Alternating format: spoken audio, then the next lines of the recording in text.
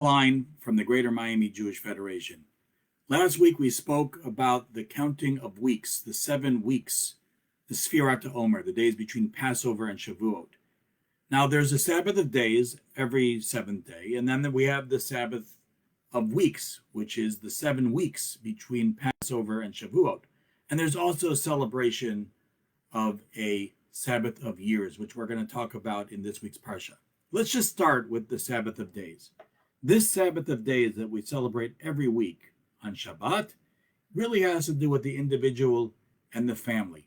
That weekly celebration is the foundation of everything we're going to talk about.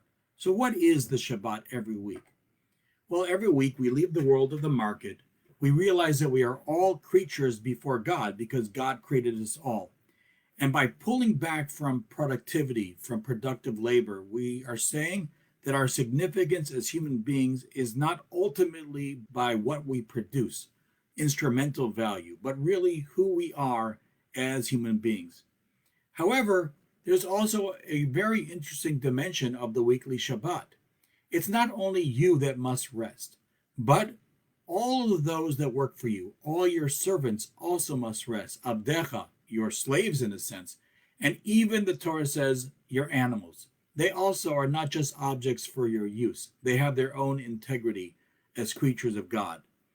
So this idea that human beings do not have instrumental value but absolute value is basically the foundation of Shabbat. And that makes sense, therefore, to extend the theme of Shabbat not just to remember God's creation, but another seminal event in Jewish history.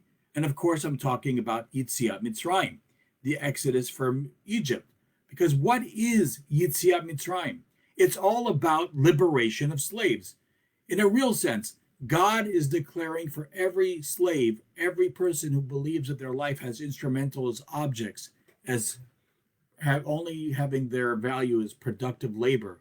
God is declaring Shabbat for all of them, because ultimately each of those creatures are God's subjects, not the objects of a master or owner. So now we come to the Shabbat of weeks, which we talked about last week, Shavuot. We count 7 Shabbats, and on the 50th day, we bring the fruit of our labor, grain offerings to the temple. We also bring the first fruits of the land of Israel. But unlike a slave, we are going to the temple as owners of the land. We are bringing the products of the field that we have produced over the past 6 months. But at that very moment, what do? We make a declaration at the temple. In the book of Deuteronomy, it says that we make a declaration that we were once slaves in Egypt. We were once vulnerable. We were once landless. And God took us out of Egypt and brought us to this land and gave us this land. And therefore, I recognize this and give tribute to you, God. So we recognize our own state of landlessness, even as we are bringing the produce as landowners in the land of Israel. But there's something more than this. That also what we need to do when we go and on Shavuot, it says that we need to celebrate also with those people that are poor, those people that are the Levites and the slaves. Why do you need to celebrate with them? Because they are landless. We have to realize that even if we have a measure of security, we have to remember that we were once vulnerable and we are commanded to share with others.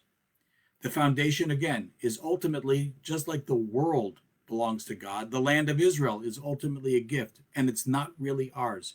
Everything belongs to God, and that is the message of Shabbat as well. So here, unlike the weekly Shabbat, which has to do with family, Shavuot is really communal. It has communal significance because all of the landowners in the land of Israel would go to Jerusalem to celebrate the holiday. However, the connection between Shabbat, creation, and Exodus takes a national significance in this week's Parashshat. We have something of a Sabbath of years. Every 7th year is the sabbatical year, the Shemitah, and after 7 cycles of 7, we have in the 50th year the Jubilee year, the Yovel. Unlike the former 2 levels, which are really personal and communal, these 2 cycles are really national. They have to do with 2 main issues, and these 2 issues are the foundation of ancient economies.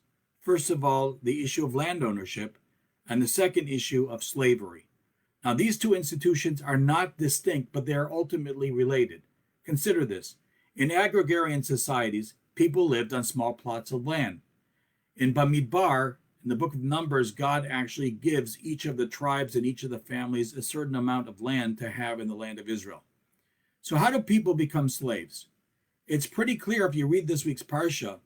The reason is that people become slaves because they can't pay off debts and they come in hard times.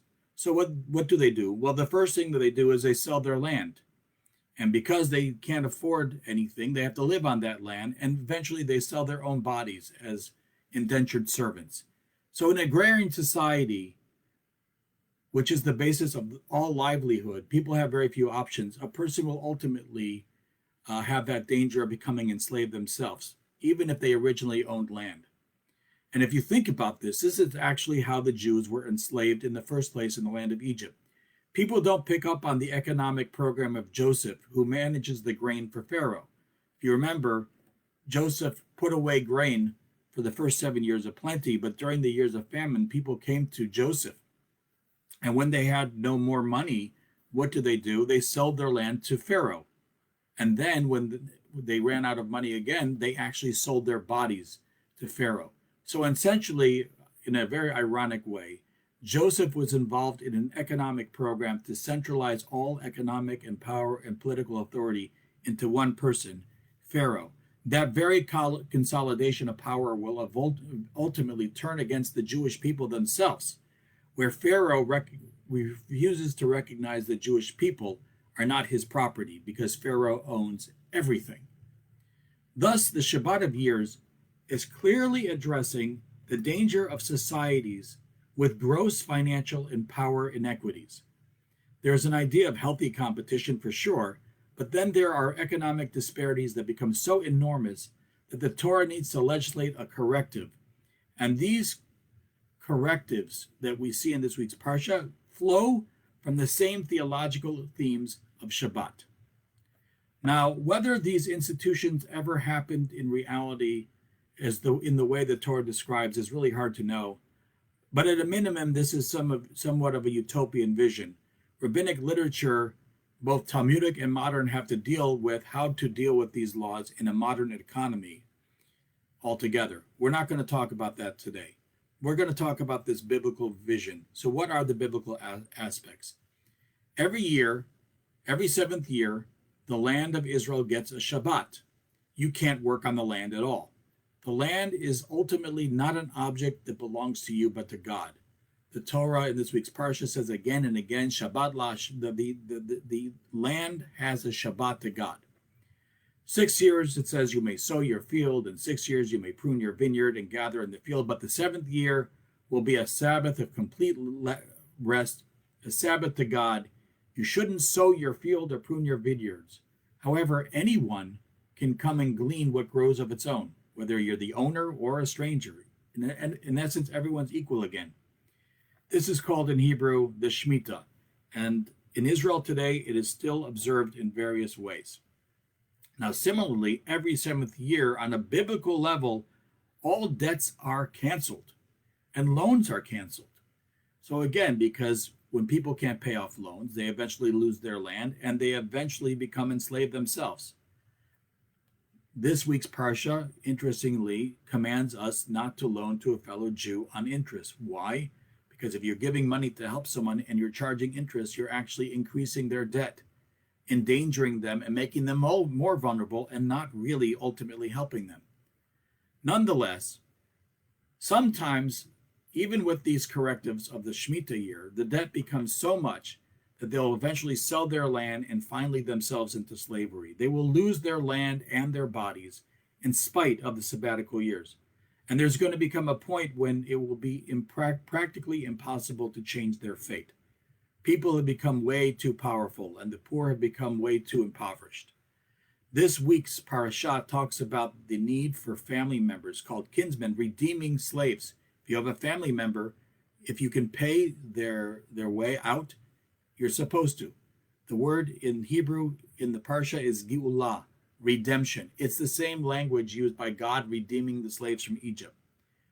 And then we come to the Yovel, the Jubilee, the super Sabbaths of the year, the 7 cycles of 7 years. And then the 50th year, we have a Yovel year, a sabbatical year. In this year, 2 main things happen. First of all, the land goes back to their original owners. In other words, this is a government redistribution of wealth. And the reason is because all of this land, all these land holdings ultimately belong to God, and God decides to whom the land belongs. And secondly, all the slaves go free on the 50th year. They go back to their ancestral homeland. Thus, both of these are major reforms in terms of the structure of society itself. The shofar is blown on this 50th year on Yom Kippur, and we read the pasuk, Dro yikra l'chol haaretz u'l'chol yoshvea. Liberty is proclaimed throughout the land and to all its inhabitants. This, of course, is on the pedestal of the Statue of Liberty.